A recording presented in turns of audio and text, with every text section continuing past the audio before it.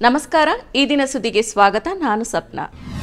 ಬಿಜೆಪಿಗೆ ಸೇರಿದ್ದು ನನ್ನ ಜೀವನದಲ್ಲೇ ಮಹತ್ವದ ಸುದಿನ ಅಂತ ಹೇಳಿಕೆ ನೀಡಿದ್ದ ಮಾಜಿ ಸಂಸದೆ ಸುಮಲತಾ ಅಂಬರೀಶ್ ಅವರು ಈಗ ಬಿಜೆಪಿಯ ಮುಂದಾಳತ್ವದಲ್ಲಿ ತಮ್ಮ ಭಾಗದಲ್ಲೇ ಮೈಸೂರು ಚಲೋ ಪಾದಯಾತ್ರೆ ಹಾದು ಹೋಗ್ತಾ ಇದ್ರು ಎಲ್ಲೂ ಕಾಣಿಸ್ಕೊಳ್ದೇ ಇರೋದು ನಾನಾ ಪ್ರಶ್ನೆಗಳನ್ನ ಹುಟ್ಟುಹಾಕಿದೆ ಮೈಸೂರು ನಗರಾಭಿವೃದ್ಧಿ ಪ್ರಾಧಿಕಾರ ಹಗರಣನ ಖಂಡಿಸಿ ಸಿಎಂ ಸಿದ್ದರಾಮಯ್ಯ ರಾಜೀನಾಮೆಗೆ ಆಗ್ರಹಿಸಿ ಬಿಜೆಪಿ ಜೆಡಿಎಸ್ ಇದೀಗ ಜಂಟಿಯಾಗಿ ನಡೆಸ್ತಾ ಇರೋ ಪಾದಯಾತ್ರೆಯಲ್ಲಿ ಸುಮಲತಾ ಅಂಬರೀಶ್ ಅವರ ಗೈರು ಎಚ್ಡಿ ಕುಮಾರಸ್ವಾಮಿ ಕಾರಣಕ್ಕೆ ಸುಮಲತಾ ಅಂಬರೀಶ್ ಅವರನ್ನ ಬಿಜೆಪಿ ಸೈಡ್ ಲೈನ್ ಮಾಡ್ತಿದೆಯಾ ಅನ್ನೋ ಅನುಮಾನಕ್ಕೆ ಕಾರಣ ಆಗಿದೆ ಮುಂಗಾರು ಅಧಿವೇಶನದ ಕೊನೆ ದಿನ ಬಿಜೆಪಿ ರಾಜ್ಯಾಧ್ಯಕ್ಷ ಬಿವೈ ವಿಜಯೇಂದ್ರ ಮತ್ತು ವಿಧಾನಸಭೆ ಪ್ರತಿಪಕ್ಷ ನಾಯಕ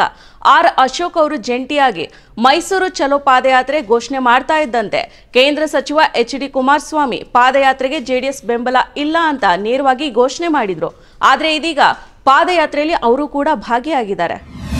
ಮೈಸೂರು ಮೂಲದ ಸ್ನೇಹಮಯಿ ಕೃಷ್ಣ ಎಂಬುವರು ಸಿಎಂ ವಿರುದ್ಧ ರಾಜ್ಯಪಾಲ ತಾವರ್ಚಂದ್ ಗೆಹ್ಲೋಟ್ ಅವರಿಗೆ ದೂರು ನೀಡಿದ್ದು ಅಕ್ರಮ ಡಿನೋಟಿಫೈ ಪ್ರಕ್ರಿಯೆಯಲ್ಲಿ ಸಿದ್ದರಾಮಯ್ಯ ಭಾಗಿಯಾಗಿದ್ದಾರೆ ಅಂತ ಆರೋಪಿಸಿದ್ದಾರೆ ಮೂಡಾ ಹಗರಣಕ್ಕೆ ಸಂಬಂಧಿಸಿದಂತೆ ಸಿಎಂ ಸಿದ್ದರಾಮಯ್ಯ ವಿರುದ್ಧ ಕಾನೂನು ಕ್ರಮ ಕೈಗೊಳ್ಳಬೇಕು ಅಂತ ರಾಜ್ಯಪಾಲರಿಗೆ ಸಲ್ಲಿಸಿರೋ ಎರಡನೇ ದೂರು ಇದಾಗಿದೆ ಇದಕ್ಕೂ ಮೊದಲು ವಕೀಲ ಟಿಜೆ ಅಬ್ರಹಾಂ ಅವರು ಸಿಎಂ ವಿರುದ್ಧ ದೂರನ್ನ ಸಲ್ಲಿಸಿ ಈ ಪ್ರಕರಣವನ್ನ ಪ್ರಾಸಿಕ್ಯೂಷನ್ಗೆ ನೀಡೋದಕ್ಕೆ ಅವಕಾಶ ಕೊಡಬೇಕು ಅಂತ ಕೋರಿದ್ರು ಈ ದೂರು ಆಧರಿಸಿ ರಾಜ್ಯಪಾಲ ತಾವರ್ಚಂದ್ ಗೆಹ್ಲೋಟ್ ಸಿಎಂಗೆ ಶೋಕಾಸ್ ನೋಟಿಸ್ನ ನೀಡಿದ್ರು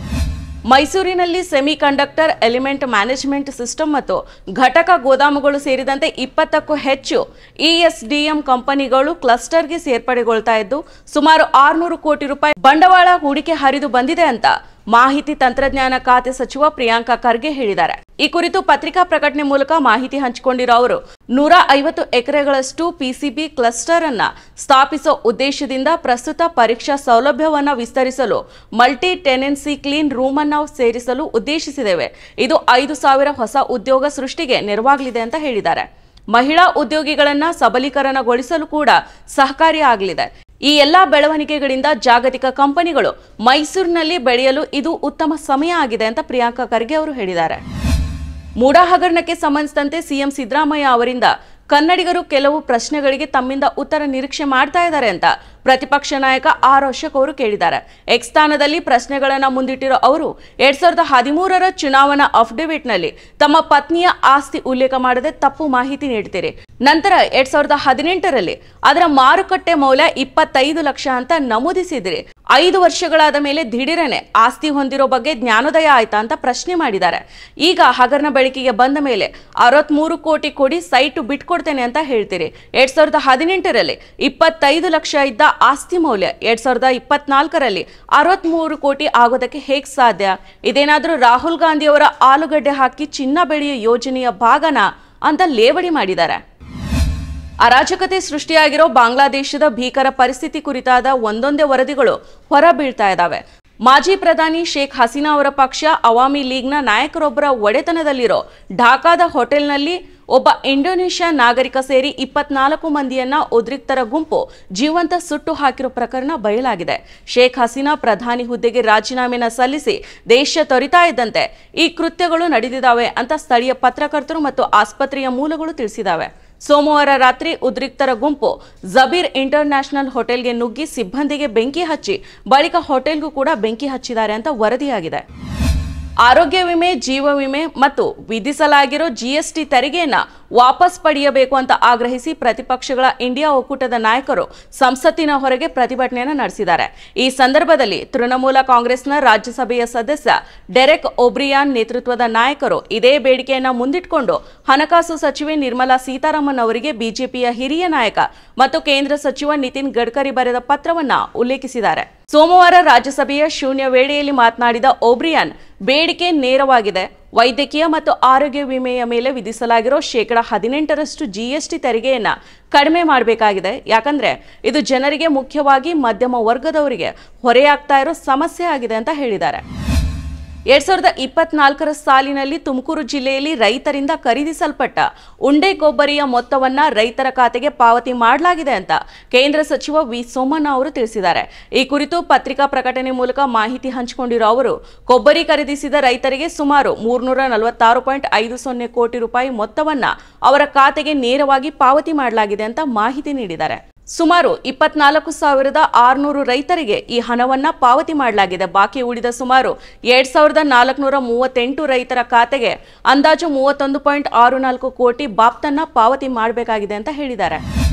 ಬಾಂಗ್ಲಾದೇಶದಲ್ಲಿ ಸರ್ಕಾರಿ ಉದ್ಯೋಗಗಳಲ್ಲಿ ನೀಡ್ತಾ ಇರೋ ಮೀಸಲಾತಿಯನ್ನ ವಿರೋಧಿಸಿ ವಿದ್ಯಾರ್ಥಿಗಳ ಒಕ್ಕೂಟ ಪ್ರತಿಭಟನೆ ನಡೆಸ್ತಾ ಇದ್ದು ಇದು ಹಿಂಸಾಚಾರಕ್ಕೆ ತಿರುಗಿದೆ. ಈ ಹಿಂಸಾಚಾರ ತೀವ್ರವಾದ ಹಿನ್ನೆಲೆ ಪ್ರಧಾನಿ ಶೇಖ್ ಹಸೀನಾ ಅವರು ರಾಜೀನಾಮೆ ನೀಡಿ ಇದೀಗ ಬಾಂಗ್ಲಾದೇಶವನ್ನ ತೊರೆದು ಪರಾರಿಯಾಗಿದ್ದಾರೆ. ಅಲ್ಲದೆ ಬಾಂಗ್ಲಾದೇಶದ ಪ್ರತಿಭಟನೆಗೆ ಸಂಬಂಧಿಸಿದಂತೆ ದೆಹಲಿಯಲ್ಲಿ ಮಂಗಳವಾರ ನಡೆದ ಮಹತ್ವದ ಸರ್ವಪಕ್ಷ ಸಭೆಯಲ್ಲಿ ಬಾಂಗ್ಲಾದೇಶ ಉಚ್ಚಾಟಿತ ಪ್ರಧಾನಿ ಶೇಖ್ ಹಸೀನಾಗೆ ಭಾರತದ ನೆರವು ನೀಡೋ ಕುರಿತು ಮಹತ್ವದ ನಿರ್ಣಯ ಕೈಗೊಳ್ಳಲಾಗಿದೆ. ಬಾಂಗ್ಲಾದೇಶದ ಮಾಜಿ ಪ್ರಧಾನಿ ಶೇಖ್ ಹಸೀನಾ ಅವರು ಸೋಮವಾರ ಸಂಜೆ ಭಾರತಕ್ಕೆ ಆಗಮಿಸಿದ್ದಾರೆ. ಅವರಿಗೆ ಭಾರತ ಸರ್ಕಾರ ಸಕಲ ರೀತಿಯ ನೆರವು ನೀಡೋದಾಗಿ ಭರವಸೆನ ನೀಡಿದ್ದು ಮುಂದಿನ ಕ್ರಮವನ್ನ ನಿರ್ಧರಿಸಲು ಸಮಯ ನೀಡಿದೆ ಅಂತ ವಿದೇಶಾಂಗ ವ್ಯವಹಾರಗಳ ಸಚಿವ ಎಸ್ ಜೈಶಂಕರ್ ಮಂಗಳವಾರ ಸರ್ವಪಕ್ಷ ಸಭೆಯಲ್ಲಿ ತಿಳಿಸಿದ್ದಾರೆ ಅಂತ ಮೂಲಗಳು ತಿಳಿಸಿದವೆ.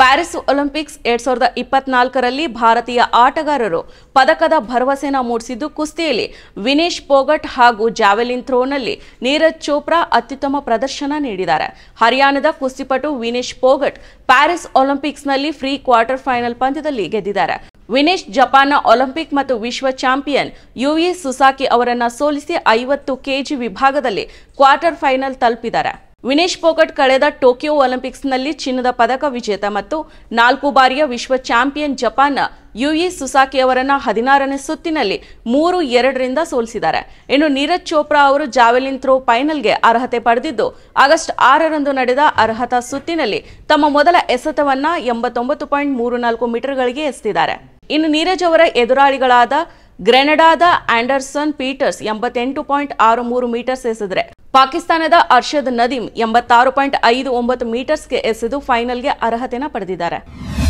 ಬಿಜೆಪಿಯ ಹಿರಿಯ ನಾಯಕ ಎಲ್ಕೆ ಅಡ್ವಾಣಿ ಅವರನ್ನ ದೆಹಲಿಯ ಅಪೋಲೋ ಆಸ್ಪತ್ರೆಗೆ ದಾಖಲು ಮಾಡಲಾಗಿದೆ. ಅಡ್ವಾಣಿ ಈ ಹಿಂದೆ ಕೂಡ ಅನಾರೋಗ್ಯದ ಹಿನ್ನೆಲೆ ಆಸ್ಪತ್ರೆಗೆ ದಾಖಲಾಗಿದ್ರು. ಈಗ ಆಸ್ಪತ್ರೆಯಿಂದ ಡಿಸ್ಚಾರ್ಜ್ ಆಗಿ ಕೇವಲ 1 ತಿಂಗಳಲ್ಲೇ ಮತ್ತೆ ಅನಾರೋಗ್ಯದ ಕಾರಣದಿಂದ ದೆಹಲಿಯ ಅಪೋಲೋ ಆಸ್ಪತ್ರೆಗೆ ದಾಖಲಾಗಿದ್ದಾರೆ. 86 ವರ್ಷದ ಅಡ್ವಾಣಿ ಅವರ ಆರೋಗ್ಯ ಇದೀಗ ಸ್ಥಿರವಾಗಿದ್ದು ತೀವ್ರ ನಿಗಾ ಘಟಕದಲ್ಲಿ ಇರಿಸಲಾಗಿದೆ. ಅವರನ್ನ ನರರೋಗ ತಜ್ಞ ಡಾಕ್ಟರ್ ವಿನೀತ್ ಸೂರಿ ಅವರು ನೋಡ್ಕೊಳ್ತಾ ಇದ್ದಾರೆ. ಎಲ್ಕೆ ಅಡ್ವಾಣಿ ಅವರು ಆರೋಗ್ಯವಾಗಿದ್ದಾರೆ. ಶೀಘ್ರದಲ್ಲೇ ಅವರು ಡಿಸ್ಚಾರ್ಜ್ ಆಗೋ ಸಾಧ್ಯತೆ ಇದೆ ಅಂತ ದೆಹಲಿಯ ಅಪೋಲೋ ಆಸ್ಪತ್ರೆಯ ಡಾಕ್ಟರ್ ವಿನೀತ್ ಸೂರಿ ಅವರು ಹೇಳಿದ್ದಾರೆ. ಇದಾಗಿತ್ತು ಈ ಹೊತ್ತಿನ ಸುದ್ದಿ. ನೈಜ ಸುದ್ದಿಗಳಿಗಾಗಿ ನೋಡ್ತಾ ಇರಿ eDina.com. ಇದು ಸತ್ಯ, ನ್ಯಾಯ, ಪ್ರೀತಿಯ ಧ್ವನಿ. ಮತ್ತಷ್ಟು ವಿಶೇಷ ವಿಡಿಯೋಗಳನ್ನು ನೋಡಲು ಮತ್ತು ಹೊಸ ವಿಡಿಯೋಗಳ ಬಗ್ಗೆ ತಿಳಿಯಲು eDina.com ಯೂಟ್ಯೂಬ್ ಚಾನೆಲ್ ಸಬ್ಸ್ಕ್ರೈಬ್ ಮಾಡಿ ಮತ್ತು ಬೆಲ್ ಐಕಾನ್ ಕ್ಲಿಕ್ ಮಾಡಿ.